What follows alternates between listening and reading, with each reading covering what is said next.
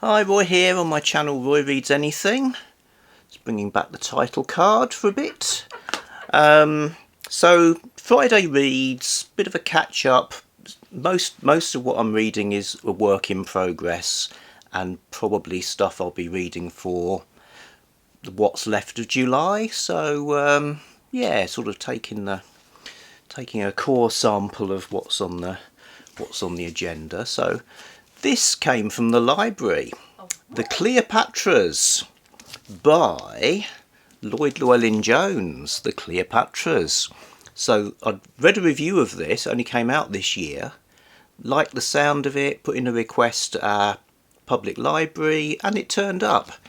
And the system here is your reservations appear and then you have a fixed time to read them. So I've kind of got to read it now, even though I've got other things on the agenda. So basically Cleopatras is about all of them. So our Cleopatra, the famous one, the one who's the Liz Taylor type one, she's Cleopatra the 7th.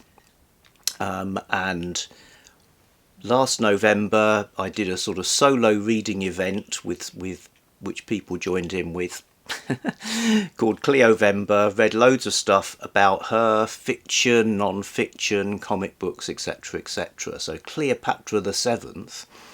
So this guy is kind of saying, yeah, but what about the other 6?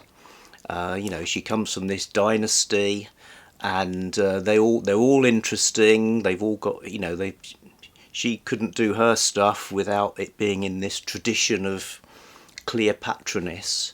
So I just thought that was an interesting idea for a book. I was surprised, really. I sort of thought, well, the records can't be as extensive for these earlier ones. You know, they're fairly limited for main Cleopatra.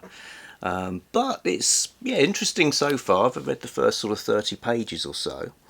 So I'll report back on that.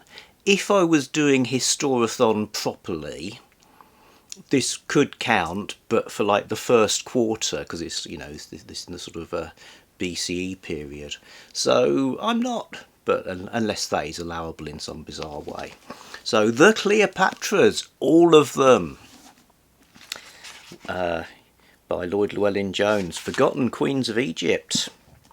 Okay, then from talking of events, Rogue Herries, a historical novel by Hugh Walpole. So a bunch of us are reading this as part of an event we've put together about rediscovering Hugh Walpole by reading his most famous novel, or other stuff if you want to. So there's videos about that which I'll link to. Actually started in the book. As you see, it's a lovely edition. Someone take such a violent dislike to the picture. Maybe they were hacking it with swords, sort of joining in the story. You know, I think it's got some M.R. Jamesian kind of connotation. This cover with the ghost on it. It's going to start waving at you, like in that 1960s Whistling Alcohol. Yeah, this is slightly visionary. But doing the ghost thing. Can you tell? You can tell, yeah. Can you tell? I don't know.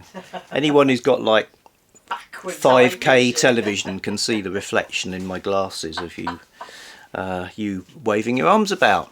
Anyway, not exactly a ghost story, although there's something slightly uncanny about the Lake District in the 18th century when it's very remote and wild, and that's part of it. There's lots of sort of ingredients in this. I can see why people like it. So enjoying that so far. Rogue Herries. Jennie's reading it too. I'd just like to say I haven't felt warm since I started to read it because it's so cold. Oh right, yeah. I react very strongly to hot and rain cold lashing down. And dirt as well. I hate it when people are filthy and can't have a bath. It really upsets me. This might not be the book for you. I'm enjoying it. It sounds like a dirty cold century, the way he describes it. Also in the middle of, well, not in the middle, in the home straight of reading Ulysses by James Joyce. Useless by James Joyce. Known for being a little bit difficult.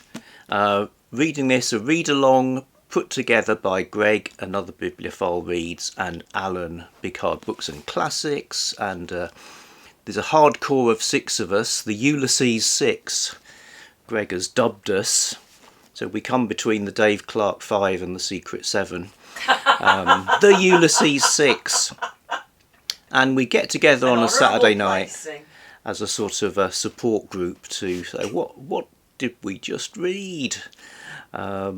But yes, it's I'm enjoying it overall. It's I'm glad I'm reading it with some chums. I think partly that's kept me actually reading it to the point of actually finishing it, and also I've got sort of not water wings exactly, but guidebooks to Ulysses. So when I finally wrap up on this, I'll talk about sort of the what I read alongside it to make it work. But Ulysses, James Joyce. Not water wings, but training wheels, perhaps. Training wheels to head on into his wild, even more evil, difficult stranger Finnegan's one. Wake Yeah. afterwards. Yes, and then because I like to fill in sort of polyfiller spackle style, fill in the gaps around things, I do like to read some short stories. And what should turn up but Occult Detective Magazine Mythos special. So this is a really nicely put together collection from the team at Occult Detective Magazine.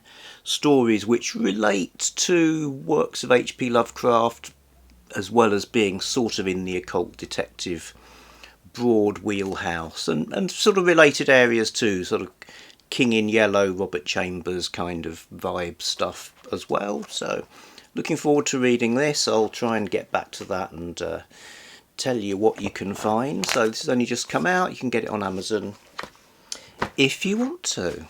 So that's what I'm reading. Recent reads, future reads, call it what you want. Not sure what Jennie's reading. I'm reading Rogue Herries. Oh, of course she's reading Rogue Herries. That's it. We're all about the Rogue Herries. You, I tend not to have more than one book off. Right. Dabbling in a variety of books about things to do with the seasons, trying to feel myself more in touch with the outside, because I'm a very inside person. Oh, okay. So yeah. That could be a nice thing to do a video about, maybe. Books of the seasons. Maybe it could. We'll see. Okay, folks. Back soon with something else.